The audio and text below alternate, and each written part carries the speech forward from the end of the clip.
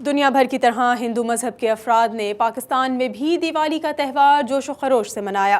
कराची में दिवाली की रौनकों पर देखिए हसीब नोमानी और अली अब्बास की ये रिपोर्ट।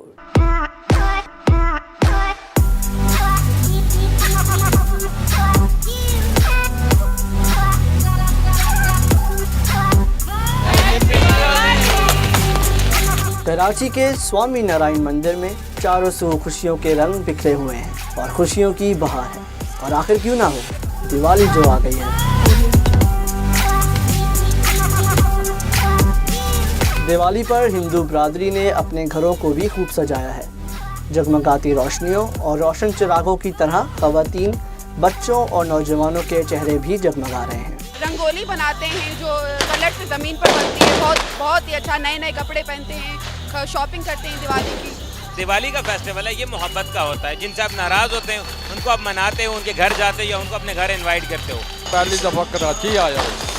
कराची में मुझे पता लगा इस मंदिर का, तो मैं आज इधर आया हूँ। बहुत मज़ा आया। दिवाली हमारा सबसे फेमस फेस्टिवल है। हम सुबह से लेकर बहुत इंजॉय करते हैं, पटाखे फोड़ते, फुलझड़ियाँ जलाते।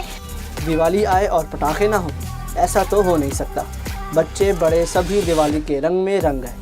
आतिशबाजी से आसमान भी रोशनियों में नहा गया।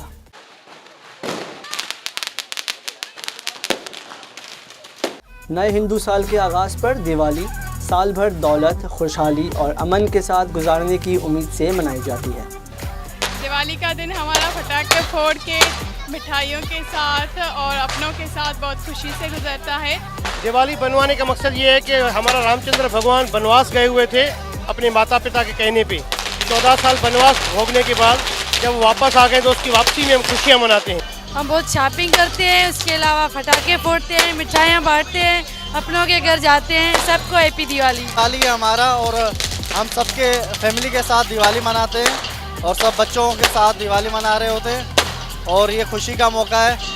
हिंदू मज़हब के अफराद के लिए दिवाली सिर्फ रोशनियों का त्यौहार नहीं, बल्कि मोहब्बतें, खुशियाँ बांटने के साथ साथ बड़ों की इज्जत और इनसे किए वादे निभाने का भी पैगाम देता है।